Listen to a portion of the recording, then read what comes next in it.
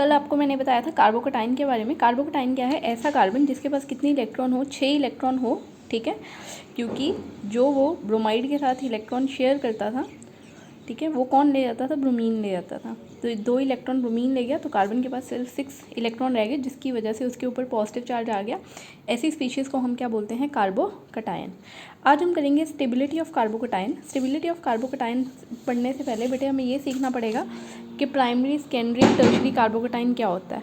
तो सबसे पहले हम ये सीखेंगे कि प्राइमरी, सेकेंडरी, टर्शरी कार्बोकटाइन क्या है। देखो, जो कार्बोकटाइन है वो 4 तरीके के हैं। पहला है मिथाइल, दूसरा ये 1 डिग्री है, ये 2 डिग्री है, ये 3 डिग्री है। मिथाइल कार्बोकटाइन में मिथाइल होगा और उसके ऊपर पॉजिटिव चार्ज होगा, जैसे वो ब्रोमाइड में बना था। 1 डिग्री में क्या होगा? 1 डिग्री कार्बोकटाइन में जिस कार्बन के ऊपर पॉजिटिव चार्ज है वो डायरेक्टली एक कार्बन के साथ जुड़ा होगा। देखो बेटे, ये कार्बन के ऊपर पॉजिटिव चार्ज है, ये कितने कार्बन के साथ बॉन्ड बना रहा है? एक कार्बन के साथ बॉन्ड बना रहा है। जैसे मान लो ये हो गया CH3, ठीक है, ये इसके साथ एक H जुड़ा है, एक H, ये कार्बन आगे CH2 के साथ जुड़ा हुआ है। CH2 पे कौन सा चार्ज है? Positive charge. तो जब जिस कार्बन के ऊपर पॉजिटिव चार्ज है वो डायरेक्टली एक कार्बन के साथ जुड़ा हो, ऐसे कार्बोकटाइन को हम क्या बोलते हैं? 1 डिग्री। 2 डिग्री में क्या होगा? 2 डिग्री में जिस कार्बन के ऊपर पॉजिटिव चार्ज होगा वो डायरेक्टली कितने कार्बन के साथ जुड़ा होगा? 2 कार्बन के साथ। जैसे मान लो कि ये कार्बन है, इसके साथ क्या है? एक H है, और क्या जुड़ा हुआ है इसके साथ?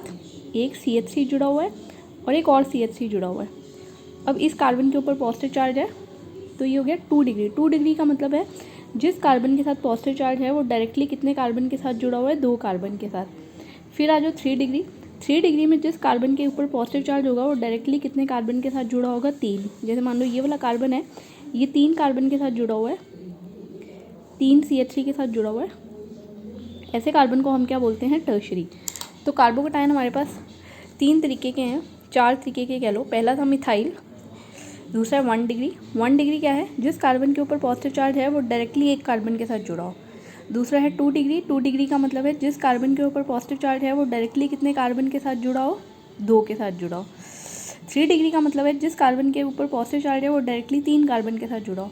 1 डिग्री, 2 डिग्री, 3 डिग्री का दूसरा नाम क्या है? Primary, secondary and tertiary. 1 degree को प्राइमरी बोलते हैं, 2 डिग्री को सेकेंडरी और 3 डिग्री को टर्शरी। बेटे आज हम करेंगे इसकी स्टेबिलिटी करने के लिए आपको एक चीज़, अभी फ़िलहाल इंडक्टिव इफेक्ट हमने इतने डिटेल में नहीं पढ़ा, ये हम आगे जाके पढ़ेंगे। आप ये याद रखो कि ये जो एल्काइल ग्रुप होते हैं ना, जैसे मिथाइल हो गया, इथाइल हो गया, ये इलेक्ट्रॉन डोनेट करते हैं। इनका कौन सा इफेक्ट होता है? Electron donating effect. इस इफेक्ट को हम क्या बोलते हैं? Inductive effect. प्लस आई, इंडक्टिव इफेक्ट जो है वो प्लस आई इफेक्ट है। प्लस आई इफेक्ट का मतलब है कि जो एल्काइल ग्रुप है उसकी इलेक्ट्रॉन डोनेट करने की टेंडेंसी है। अगर हम मिथाइल की बात करें तो मिथाइल तो आगे किसी भी एल्काइल के साथ नहीं जुड़ा। 1 डिग्री में जो 1 डिग्री कार्बोकटाइन है, 1 डिग्री कार्बोकटाइन में जिस कार्बन के ऊपर पॉजिटिव चार्ज है वो डायरेक्टली कितने कार्बन के साथ जुड़ा है? 1।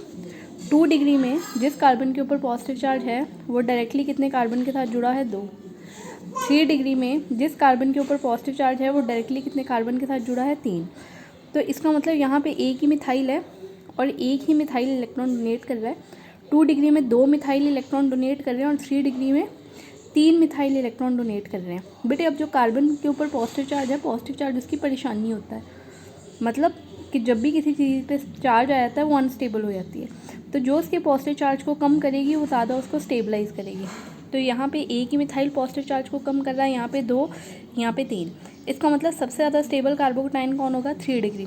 उससे कम कौन होगा? 2 डिग्री। उससे कम कौन होगा? 1 डिग्री। और सबसे कम स्टेबल कौन होगा? Methyl carbocation. इससे हम ये पता कराते हैं कि greater the number of alkyl groups attach to the carbon carrying positive charge, greater is plus I effect and more stabilized is the carbocation. तो चारों में से सबसे स्टेबल कार्बोकटाइन कौन सा है? 3 डिग्री। बेटे नेक्स्ट हम करेंगे शेप ऑफ कार्बोकटाइन। देखो शेप ऑफ कार्बोकटाइन, पहले हमें ये सीखना पड़ेगा कि कार्बोकटाइन जो है वो बनता कैसे। देखो जैसे ये कार्बन है, कार्बन की कन्फिग्रेशन क्या होती है? 2s2 मान लो कार्बन ने बॉन्ड बनाना है तो हमें 4 अनपेयर्ड इलेक्ट्रॉन चाहिए। तो ये वाला इलेक्ट्रॉन जो है वो खाली ऑर्बिटल में एक्साइट करा दोगे। कितने इलेक्ट्रॉन हो गए? 4। तो ये जो 4 इलेक्ट्रॉन हैं ये बॉन्ड बनाएंगे। जैसे मान लो इसका एग्जांपल ले लो आप CH3Br का, ठीक है। 4 अनपेयर्ड इलेक्ट्रॉन है, 3 तो हाइड्रोजन के साथ बॉन्ड बनाएंगे और चौथा ब्रोमाइड के साथ, ब्रोमीन के साथ। जब कार्बोकटायन बनता है, ये वाला जो ब्रोमीन है वो अपना इलेक्ट्रॉन तो अपने साथ लेके जाता है, कार्बन का भी ले जाता है। इसका मतलब ये वाला इलेक्ट्रॉन जो है वो ब्रोमाइड ले जाता है। इसका मतलब जो कार्बोकटायन है उसमें इसमें एक इलेक्ट्रॉन होगा जो H के साथ शेयर हुआ है, यहाँ पे एक इलेक्ट्रॉन H के साथ शेयर हुआ है, यहाँ पे एक इलेक्ट्रॉन H के साथ शेयर हुआ है, और जो ब्रोमीन अपने साथ इलेक्ट्रॉन ले गया तो लास्ट वाला ऑर्बिटल क्या हो गया, खाली।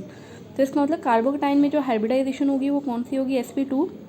एक जो p ऑर्बिटल है वो क्या रहेगा, अनहाइब्रिडाइज्ड रहेगा। आई होप बेटे आपको समझ लग गया। कार्बोकटायन में हाइब्रिडाइजेशन होगी sp2।